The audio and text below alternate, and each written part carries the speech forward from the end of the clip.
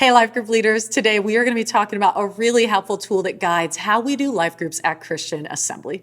The tool is called DR GLOO. This is a tool that was created by some of our CA staff, and it's an acronym that describes what we would call 6 guideposts to belonging. So DR GLOO is communicating 6 different things we believe when it comes to finding community and being connected to one another. DR GLOO will help you understand why we do life groups the way we do at Christian Assembly, but not only that, DR GLOO is full of practical truths that will help you as you lead and care for people in your life group. So I want to walk us through the 6 points of DR GLOO. And again, these are 6 key things we believe about belonging. So first, belonging is difficult, not easy. It's difficult, not easy. What this means is that getting connected and building relationships is difficult. No matter how welcoming or great your life group is, people will still experience challenges to getting connected.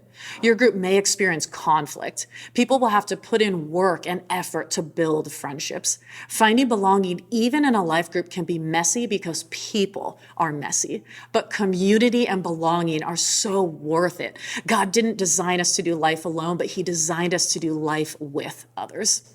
If you're talking with people who say, it feels so hard to get connected or it's so difficult to find community, you can empathize with them and say, you're right. Finding community is difficult. It's not easy. What you're experiencing is normal, but don't give up. Encourage them to press through the difficulty and do the hard work of building community. Remind them that it's worth it. Belonging is difficult, not easy.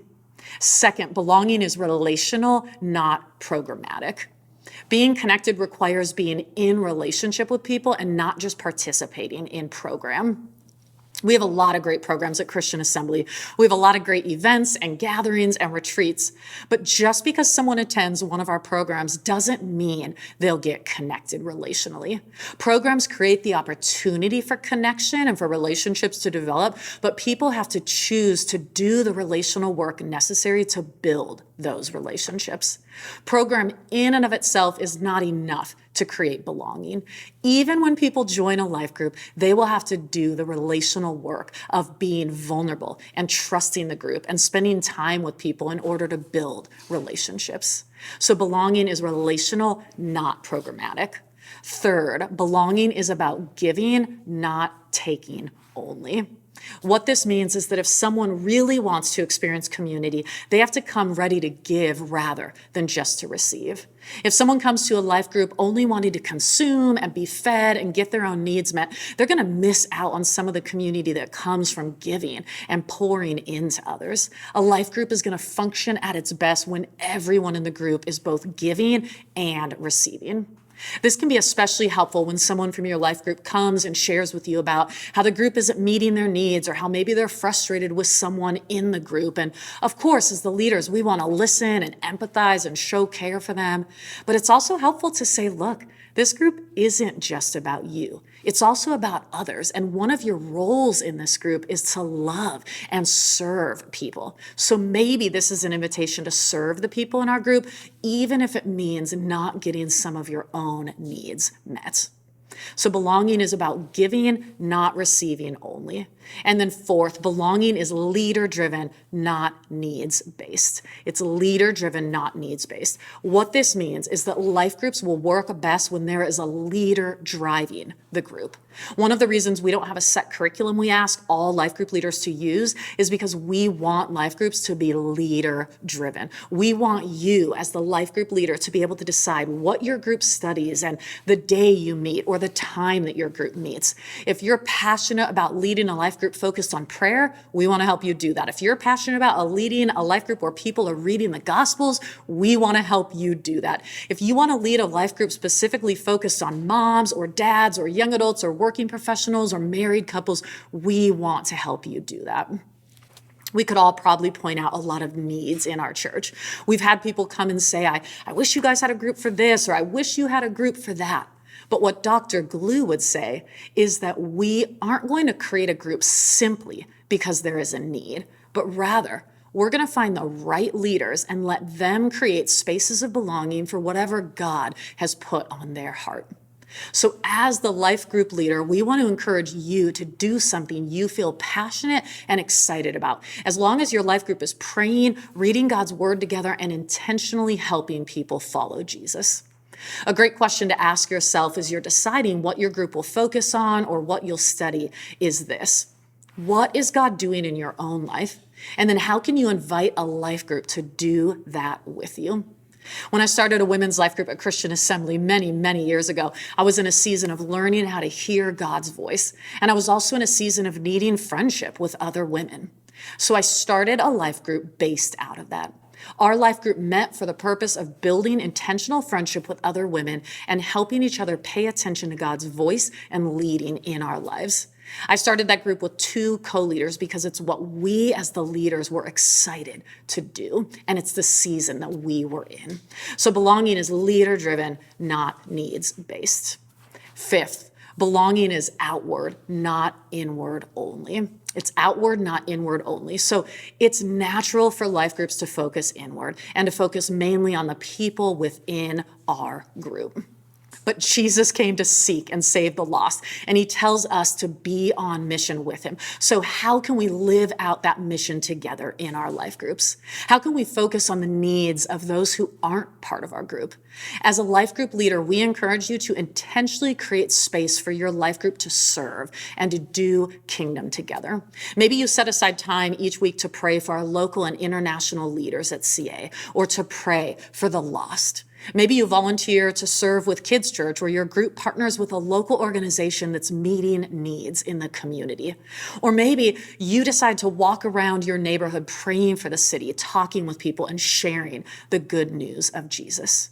Each group is going to find different ways to look outward and to serve the needs of others, but we encourage every life group to be intentional about that.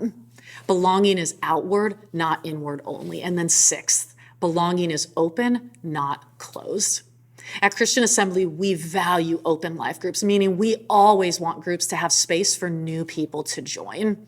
Jesus' invitation is open to all, and we want our life groups to model that. We don't want to turn people away and say, sorry, we don't have space for you.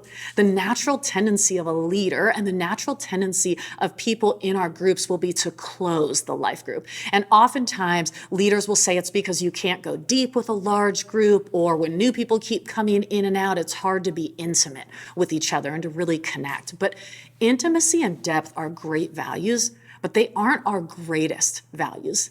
Intimacy and depth are very possible in larger groups with new people consistently being invited and welcomed in. I told you guys about a women's life group I led at CA earlier. And there was a point where we had around 30 women on our roster, and there were nights where we had 20 to 25 people in our apartment. Our place was packed, but it was worth it to be able to welcome in new women and invite people that we met to join our group. As your group grows and gets larger, it does require different ways of leading. For instance, it can be helpful to have co-leaders so that you can break into smaller groups for discussion, but it's very doable to lead a large and healthy life group. This group I mentioned was one of the best and deepest life groups I've ever been a part of. When groups are open, it usually means that groups will multiply, and that's a good thing. So a large group will eventually birth into 2 new groups to be able to welcome in even more people. It can be really helpful to have a co-leader so that when your group grows, you can lead one group and the co-leader can lead the other.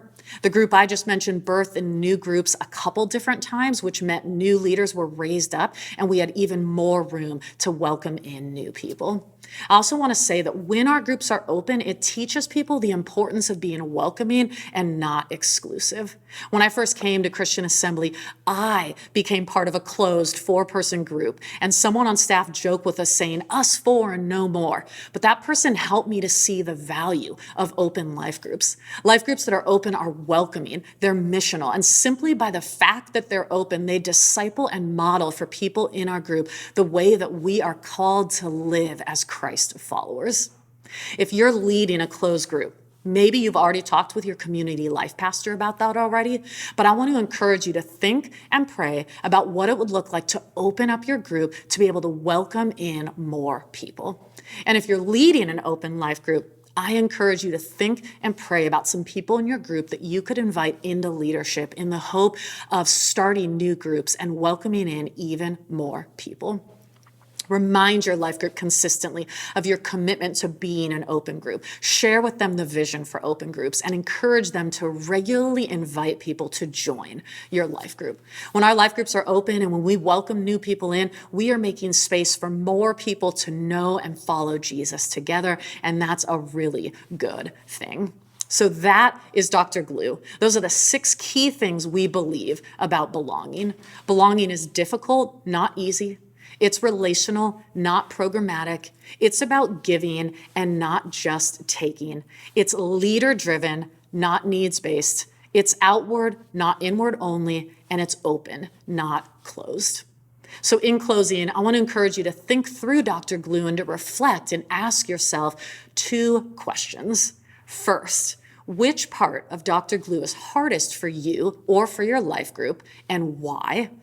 And then second, which part of Dr. Glue do you as a leader need to lean into and invite your life group to lean into?